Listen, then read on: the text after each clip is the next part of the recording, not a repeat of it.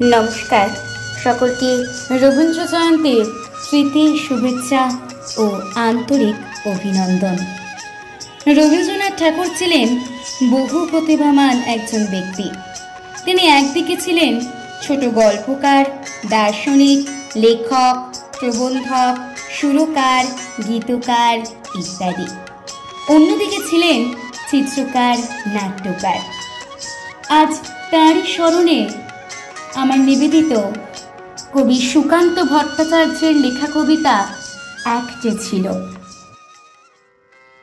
এক যে ছিল আপন ভোলা কিশোর, স্কুল তার ভালো লাগতো না, সহ্য হতো না পড়াশোনার ঝামেলা।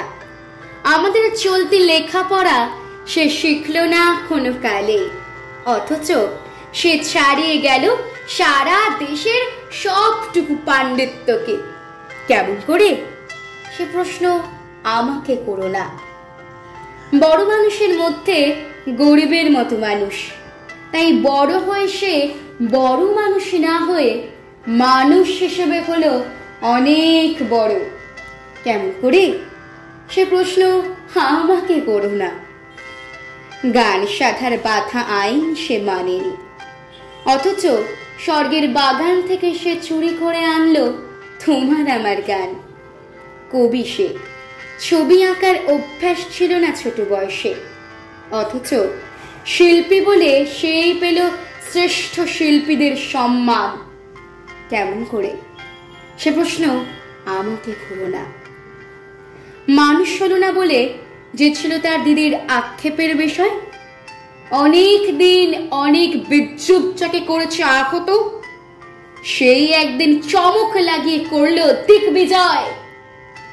কেউ তাকে বলল বিশ্বকবি, কেউ বা কবিগুরু। উত্তর দক্ষিণ পূর্ব পশ্চিম চারদিক করল প্রণাম। তাই পৃথিবী আজ অবাক হয়ে তাকিয়ে বলছে কেমন করে? সে প্রশ্ন আমাকে করো না। এ প্রশ্নের জবাব তোমাদের মতো আমিও খুঁজি। এই প্রশ্নের জবাব তোমাদেরই মতো আমিও খুঁজি।